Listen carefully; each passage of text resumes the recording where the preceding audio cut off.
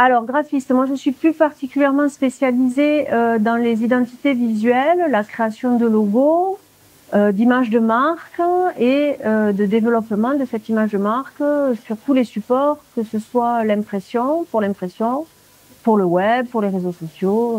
Alors, mes clients principaux sont avant tout des professionnels, qu'ils soient artisans, éditeurs, puisque je travaille pour des éditions comme Hatier, Dumont, pour des livres.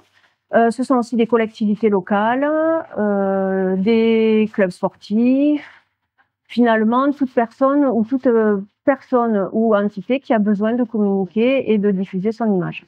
C'est-à-dire qu'en fait, je peux leur mettre en place différents modèles différents modèles de publication ou de support pour des petites brochures, pour des flyers, pour des publications sur Instagram, sur Facebook, sur LinkedIn, qui soient à leur image, qui relaient leur image de marque.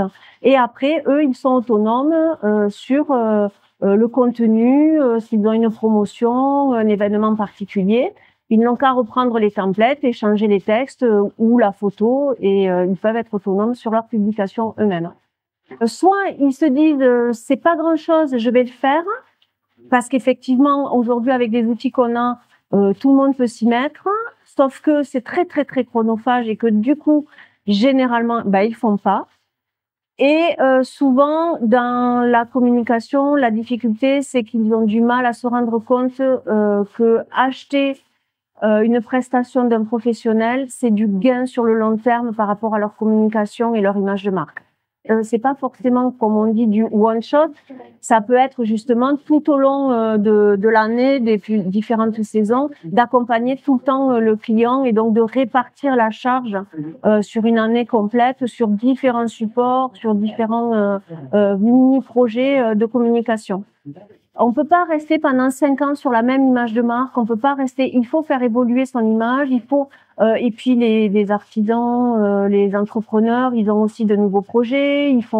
Ça change. En fait, leur activité peut évoluer, leur façon de travailler peut évoluer, et tout ça, ça se montre au long cours. Et donc, du coup, régulièrement, il y a besoin de réadapter un petit peu les supports, de les remettre à jour. Et donc, ce que je leur propose moi, effectivement, c'est à la fois d'être autonome, de ne pas dépendre de quelqu'un d'autre pour leur communication, et à la fois d'avoir quelque chose de professionnel.